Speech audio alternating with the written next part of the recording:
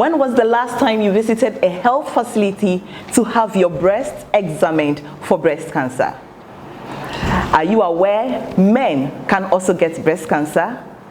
Do you even know how to self-examine your breast? Well, think pink, because the month of October is recognized as Breast Cancer Awareness Month that supports persons who have been diagnosed, battling, or even recovering from breast cancer. This is Health Tidbits on Ghana Districts TV, and my name is Mawena Latte, and our topic for discussion today is on breast cancer. We'll take a look at the causes, symptoms, and even the myths surrounding breast cancer. Don't go anywhere. We'll be right back after this short commercial break. Are you worried about how to get to all the assemblies, contact of MMDCs or assembly members and other assembly officials, or lodging of complaints among others? Simply call the toll-free number on all networks and you'll be provided with excellent services. And hey, remember, it's a free call on all networks. Welcome back. So our guest for our discussions today is none other than Dr. Olivia Chalak, who is a medical practitioner. Welcome to Health Tidbits on Ghana Districts TV. Thank you very much, Mawena. How are you? I'm great. I'm excited about the pink month. The pink. That's why you're wearing pink. Yes. All right. So, Doc, the month of October has been specifically put aside to create breast cancer awareness. What exactly is breast cancer? Well, breast cancer, like any cancer, is the growth of cells, multiplication of cells beyond what it's supposed to be. And these multiplications can be due to certain genetic mutations. Sometimes it may be due to exposure to certain hormones in the body. So breast cancer is basically an overgrowth of breast cells, basically. So family history, if you have a long line of, let's say, family history, you will get breast cancer, is that it? Not necessarily. Okay. So breast cancer, like many other cancers, you may not have clear-cut causes per se, but we have certain things we call risk factors. Okay. So risk factors are certain things that if they are positive with you, you have a chance, you have a risk if you have those risk factors. And a positive family history of breast cancer is an important risk factor. So there are people who have had breast cancer in their families. Okay. So their mothers, their aunties, their cousins have had breast cancer. Okay. That is a very important risk factor. That's a very important risk factor for breast cancer. There are also other cancers that if they are positive in your family, it's also a risk. So for example, if you've had, so you're a woman and your father and your grandfather or the men in your family have had prostate cancer, it's also a caution that you have to look at. A caution that you also get prostate or breast cancer? So there's a gene known as BRCA1, BRCA2. Okay. So BRCA1 and BRCA2 mutations have also been noticed in other cancers like ovarian cancer, prostate cancer, and pancreatic cancer, and some other cancers. Okay. So just knowing that a first degree relative in your family or someone else in your family has had a certain cancer is something that should put you on alert. But it doesn't mean that you are definitely going to have breast cancer. Whoa. Is it treatable? Yes. Breast cancer is treatable based on the stage at which you pick the breast cancer. And that's what the whole month of October is about. We are trying to create awareness so that people pick up their symptoms early, and so that we can pick up the disease early. If you pick up the disease very early when the cancer has not spread, certainly it can be treated. Okay, but what are some of the symptoms? Because I learned some people don't show any signs at all. Yes, that is true. When you pick up breast cancer in someone who did not seem to have any symptom, we call it an incidental finding, like we chanced upon it. However, most people have some symptom or another. And some of these people who even claim they did not have any symptom, sometimes when you begin to talk to them and you begin to probe, you see that they had certain symptoms that they disregarded or did not pay attention to. So it is possible to have absolutely no symptoms, but that is very rare. But for most people, they have some form of symptom or another. What are some of these symptoms? Okay, so the symptoms are very easy to identify and to notice. So if you see any change at all in your breast, so let's say you notice that the size of your breast has changed. Maybe you look in the mirror and you see that your two breasts, one is bigger than the other. You know, it's an important sign. You look at your breast, you see that one has a different shape from the other.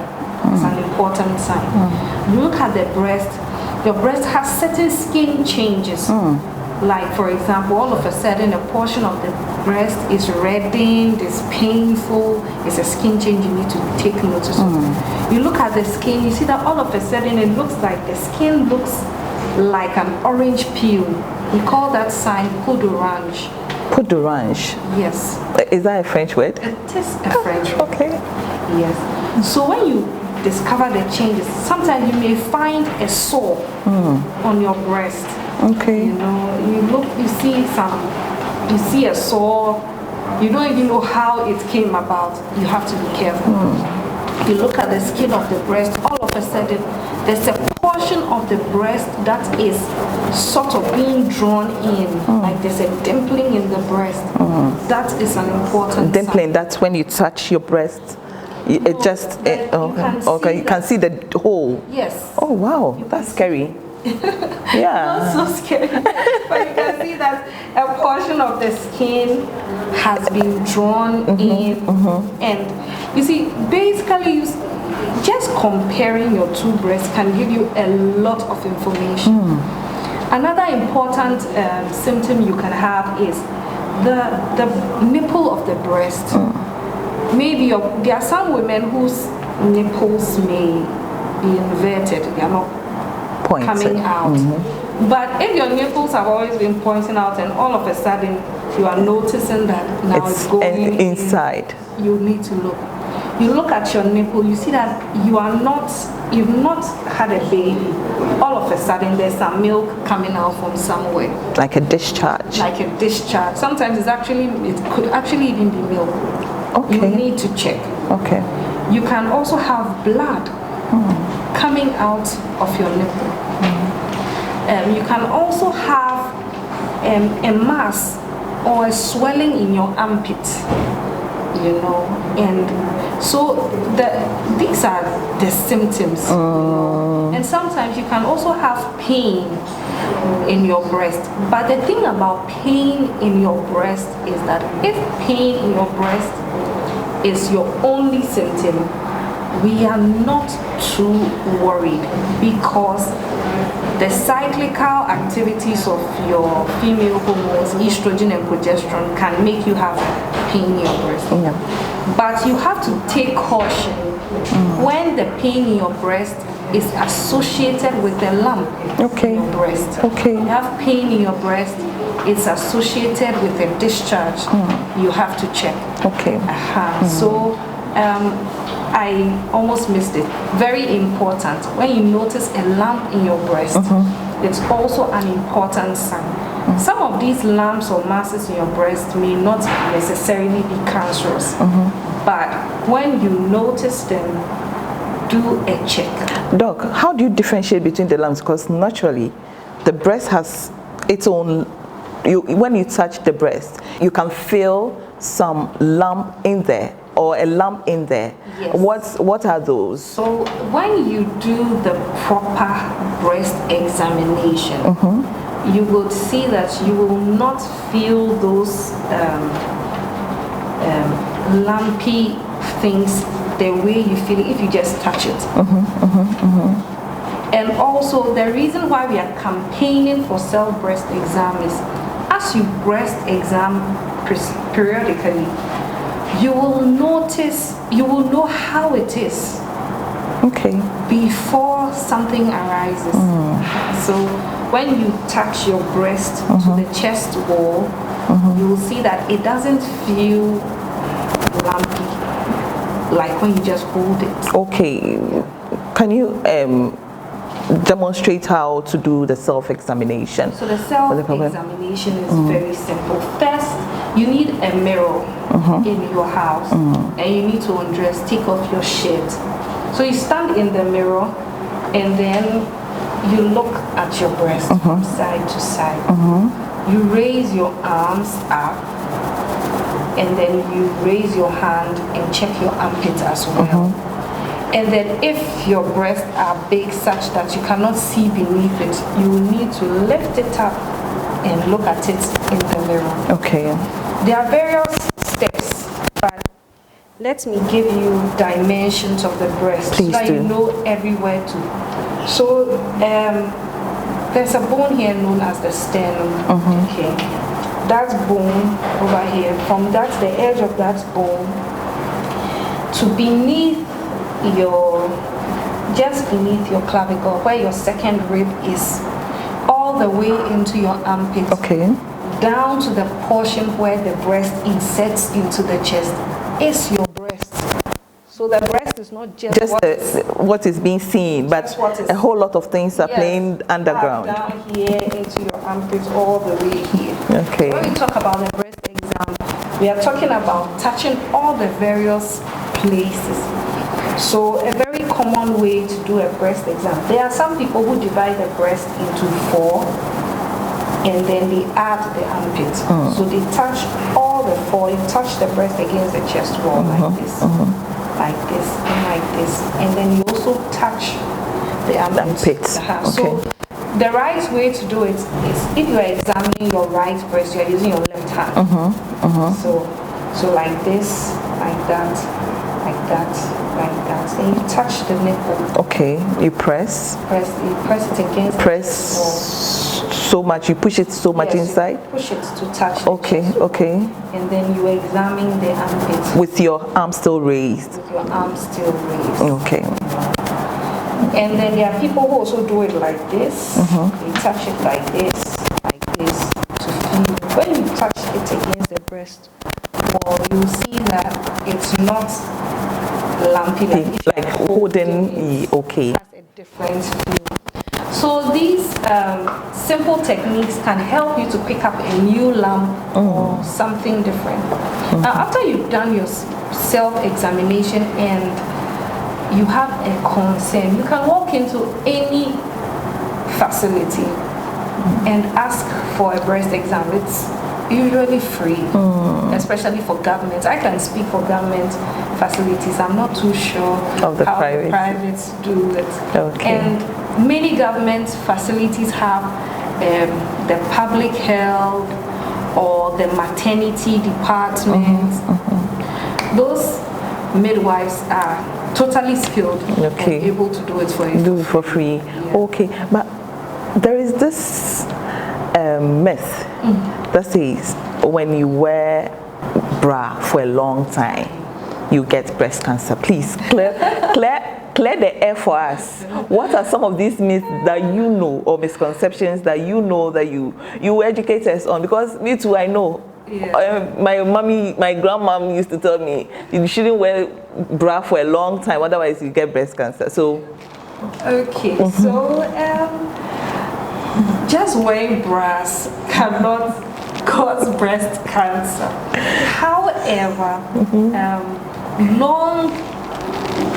wearing bras for long hours is not healthy for the breast.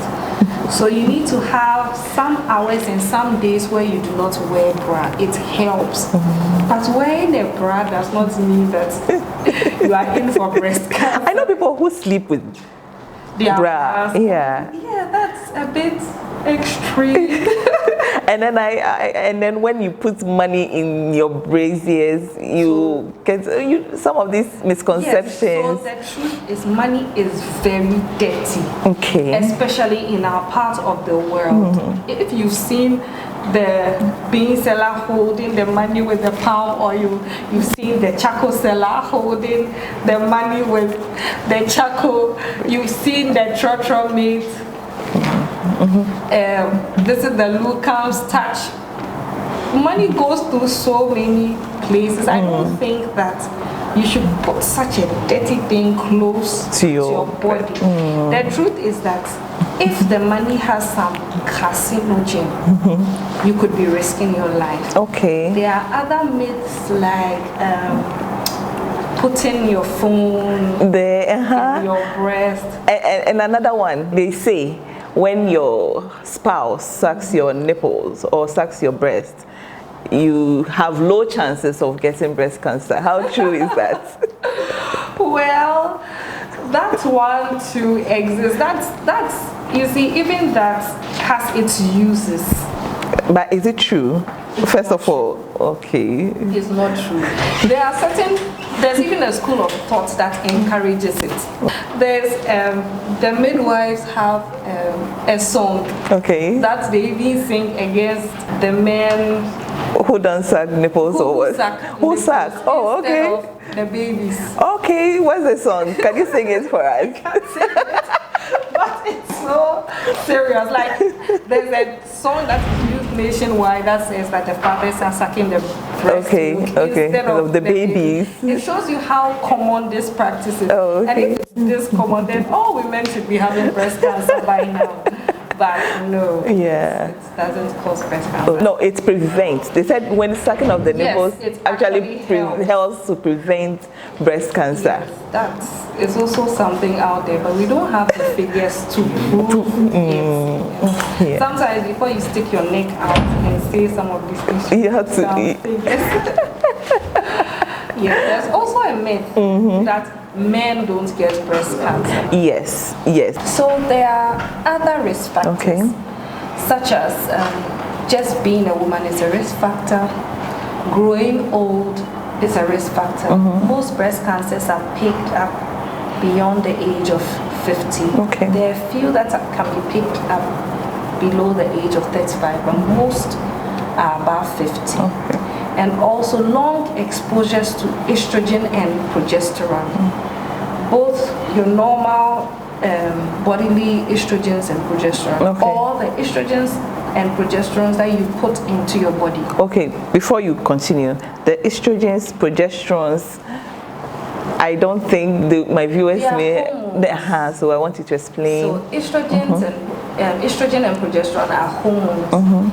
They are associated with the woman's menstrual cycle. So that's what makes you menstruate at this time. It's these same hormones that give you certain symptoms close to the time of menstruation. Okay. So these hormones, when you are exposed to them over long periods, you are at risk. Okay. So a woman who, let's say, started her menses at age 10 and went into menopause at age 55 has been exposed for 45 years.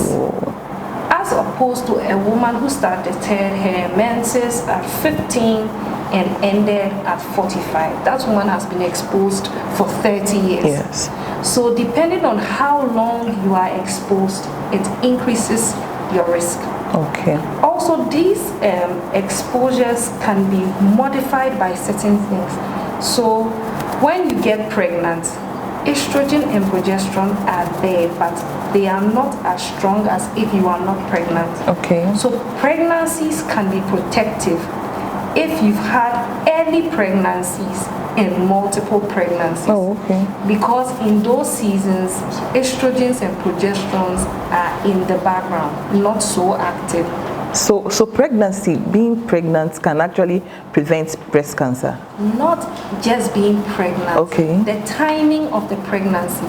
So if you have your pregnancies before the age of 30, it is protective. Okay. And if you have multiple full-term pregnancies, it's also protective. Okay. Breastfeeding is also protective.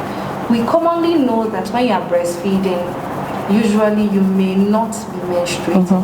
That menstrual cycle that is put on hold during the breastfeeding time is protective. Okay. So women who have had multiple pregnancies before the age of 30 have breastfed their children for long are protected as compared to women who may not have had any pregnancies and may not have breastfed. Wow. Or maybe they breastfed. So if you compare a woman who has breastfed her children for, let's say, 2 years, is better protected than a woman who has breastfed her child for 3 months. Okay. Okay. And a woman who has had 4 or 5 full-term pregnancies is protected as compared to a woman who has had no pregnancy. Oh, wow. Yes. So, and a woman who has had her pregnancies before the age of 30 is more protected compared to a woman who has had her children beyond the age of 30. So when you have, depending on the combination of these factors that you have, it can be protective for you or not, or it can increase your risk. So that's exposure to estrogen. Another part of that is exogenous estrogen and progesterone. So women use contraceptives, and also women beyond the age of 50 who are in menopause also taking some of these hormones to reduce the severity of the menopausal symptoms. So having more estrogens and progesterones too can be risky for you as well, you know. And so these are some of the non-modifiable risk factors: age, sex, exposure to estrogen, family history.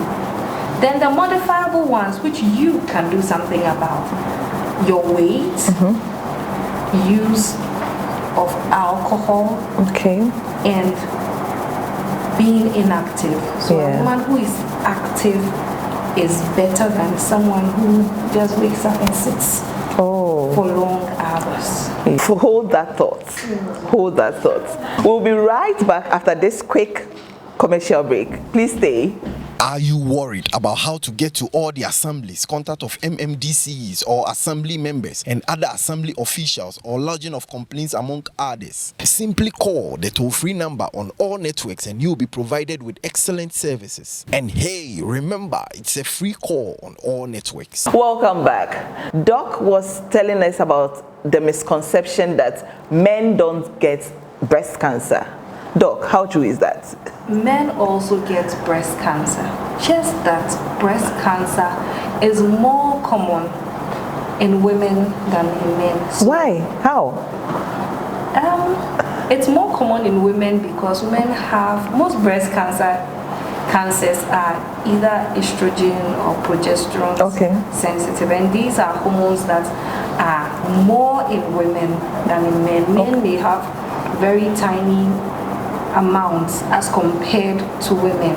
So mostly in America, the statistics have shown that in 100 cases of breast cancer, 1 is a man. So that's like 1%. So it doesn't mean that men cannot get breast cancer. They do get, but they are in the minority. In your earlier statements, you made mention of some social factors that play major role in breast cancer. Can you explain that? It increases your risk. You know, people who drink alcohol. So if you compare two people, someone who drinks alcohol is at more risk. Someone who smokes is at more risk. You know, so if you can eliminate some of these risks, I think you are better protected. They should eliminate the alcohol, because some people take alcohol as appetizers. If they can or reduce it, if they can stop, great. If they can reduce it, fantastic. But it's important that they know that this could be risky. Something important for them. Oh, okay. So what's your last words to our viewers? I just want to encourage everybody out there, both men and women, to periodically do a breast exam. It can save your life. And if you know someone who has some of the symptoms of breast cancer, encourage the person to get checked. Thank you. Thank you very much. As we all rightly heard from Dr. Olivia Chalak, we have to make conscious efforts to visit health facilities to have our breasts examined. This brings us to the end of Health Tidbits on Ghana Districts TV. My name is Mawina Latte. Thank you for watching.